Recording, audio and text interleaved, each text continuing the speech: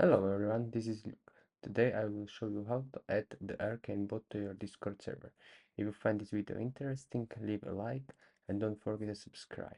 Now, let's jump straight into Discord. First, open the server where you want to add the bot. In the top left corner, click on the server name and a menu will pop up. From there, click on App Directory.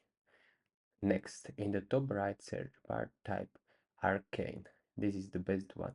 As you can see, this bot is used by over 2 million servers. Click on Add App and make sure you are adding it the correct server. Then click Continue. Scroll down and click Authorize. Now you must confirm that you are not a robot.